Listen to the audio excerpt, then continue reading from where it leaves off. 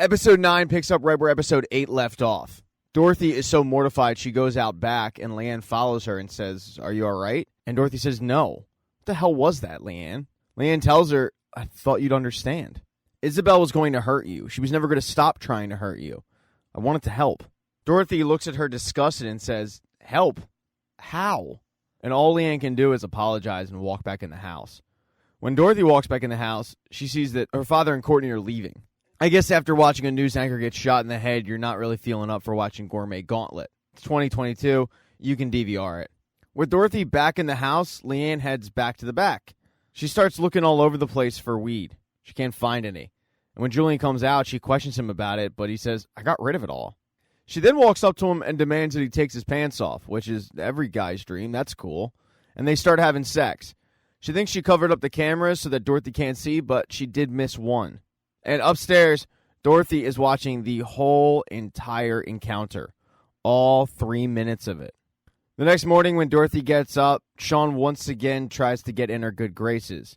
He asks, "What is it going to take to get you to stop icing me out?" And she tells him, "You know what it's going to take, and you've made your point clear." He then begs to just help her out. Let him hold Jericho while she take a shower or take a nap or something, but she says no. She says no, and then hands the food back over to him that he made for her, saying, "I can't eat this." She pours herself a bowl of cereal, but when she takes a bite, there's a bunch of maggots in them. She gets over it, Sean goes to work, and since Leanne has all been but fired, she puts on clothes and gets ready to go out. She heads over to the encampment, and Dorothy is watching from the upstairs room. While Leanne is out of the house, Dorothy puts one of the baby monitors and hides it in Leanne's room. She then starts searching around for Leanne's diary or drawing book, whatever you want to call it, and when she finds it, she snaps a couple of photos of the pages inside. When Leanne comes back, she has a feeling that somebody was in that room. She's even more suspicious when suddenly Dorothy is super nice to her again. But Dorothy wanted to confirm something. One of the pictures inside of that book was of Leanne whipping herself, so Dorothy wants to see her back. She puts Leanne in one of her backless dresses, and sure enough, Leanne has scars all over the place. She asks Leanne, "How did you get these?" And Leanne explains that she used to punish herself. Members of the Lesser Saints were supposed to be perfect, with no wicked thoughts, no selfishness.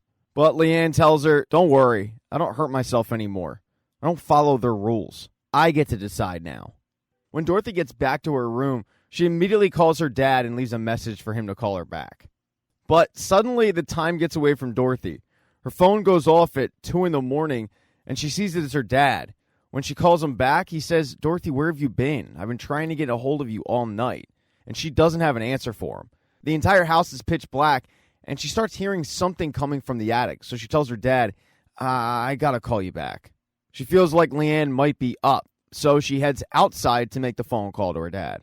She asks her dad to send one of his friends, who's a doctor, over to the house to do an evaluation on Leanne. Because Dorothy wants to get Leanne committed. She needs a doctor to sign off on it. Dorothy's going to make the case that she presents a clear and present danger not only to herself, but to others. She's clinically insane. She says, "I'll send you the photos, but make the appointment. I'll talk Leanne into talking to the shrink." The next morning, she starts gently pitching Leanne on talking to a doctor, saying how much a therapy session really helped her and Sean in their relationship. She says to Leanne, "After the kind of childhood you had, you really should talk to somebody about it." Leanne isn't so sure, so Dorothy asks, "What if we did it together? I have been thinking about our relationship. I really want to understand you, Leanne. I want to be close with you again." When Leanne hears that they can do it together, it changes her mind, and she agrees to it. The next day, Dorothy's father's friend, Dr. Mackenzie, shows up at the house. Dorothy gets him set up in one of the rooms to do the evaluation on Leanne. She introduces Dr. Mackenzie to Leanne, and then tells Leanne that Dr. Mackenzie thinks it'd be best if they started interviewing each other separately. But that wasn't a part of Leanne's agreement. She really thought that they were going to do this thing together. Dorothy sells it to her with the fact that this will give Leanne the opportunity to speak freely. Leanne is still hesitant, but the doctor's standing in front of her. Dorothy's kind of pushing. She agrees to it. With Leanne in her therapy session, Julian shows up and Dorothy gives it to him, yelling at him that she asked him to not have sex with the nanny, and there he is, having sex with the nanny. Julian tells Dorothy that she simply doesn't understand who Leanne is, but Dorothy is convinced that she understands Leanne better than anybody. Julian tells her, "I think it'd be best for everybody if you could find a way to make peace with Leanne." But Dorothy can't figure out why both Julian and Sean are terrified of Leanne. When Julian finds out that he can't talk to Leanne because Leanne is talking to Dr. Mackenzie, he freaks out. He doesn't think very highly of Dr. Mackenzie, and he's mad at Dorothy for getting their father involved in this situation. Julian ends up leaving, but he calls Sean on the way out and says, "You got to get here now. Shit's hitting the fan." Back in the house, Dorothy waits for the session to end with Leanne. When it does, she heads back in and talks to Dr. Mackenzie to see if he got everything that he needed. But he asks, "I still need more background." And when Dorothy starts talking, she sounds like a crazy person. She starts getting animated. It makes Jericho start to cry, and she really has to compose herself. As Dorothy is bawling her eyes out to Dr. Mackenzie, Leanne heads out to the back where the teen from the homeless encampment comes up and shows Leanne a jacket saying it's Milos. Milos must be the name of the homeless teen with the heart condition. She tells Leanne that they found the jacket out front and they can't find him anywhere. This is concerning. Leanne hides the jacket, heads back inside just in enough time to see Dorothy walking Dr. Mackenzie out. Right as he's about to leave, Dorothy's father shows up. He tells Dorothy, "Let's have a little chat." When Dorothy mentions going to get Leanne, Dr. Mackenzie says, "Your father's expressed some concerns to me, but his primary concern is keeping his grandson safe." Dorothy's agreeing with all of it, and when she screams for Leanne, Dr. Mackenzie tells her, "Leanne is not the person I was sent here to evaluate today. The person was you." Dorothy at first has trouble processing all of it. At that moment, Sean walks in wondering what the hell is going on. No one will answer Sean's question, and it's not like Dorothy knows what's going on. So her father has to spell it out for her. "You're not sleeping, you won't let anyone touch Jericho." And then Dr. Mackenzie jumps in and explains that the situation she's in just isn't safe for her or the baby. Furthermore, she seems to have developed a paranoid fixation with Leanne.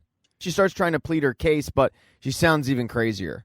She also feels completely betrayed by her father. And her father tells her, "All we want is for you to go to some place and rest." It's worth mentioning that Sean is standing there trying to get some clarification on all of this. He's as pissed off as Dorothy. Mackenzie explains that he's legally required to report any situation with a child in danger. He's not going to do that if Dorothy accepts some kind of treatment. But if she refuses help, he has no choice. When Sean tries to step in, Dorothy's father says, "We all know what happened before. You handled it your way, now we're going to handle it my way." That's when Leanne finally comes downstairs. She says, "Sean's right. This is wrong. We can all support Dorothy's recovery. We can do so from right here at home." Dorothy is an amazing mom. She holds this whole family together.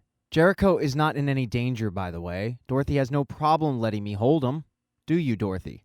And this pressures Dorothy to hand over Jericho for the first time in a long time.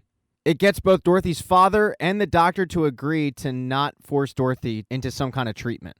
The doctor does, however, give Dorothy some pills to help her, quote, sleep. She takes it, but she's terrified. Thank you so much for checking out this recap. Please consider subscribing to the channel. Hit thumbs up if you liked it. Smash that thumbs down button if you thought this sucked. Make sure to be nice in the comment section. If you don't see the next video up in the end screen there, I'll get it up in a few days, not to worry. And I have merchandise, so go buy a mug or something. It's never too early to think about Christmas gifts, folks. Once again, thank you for checking out this recap.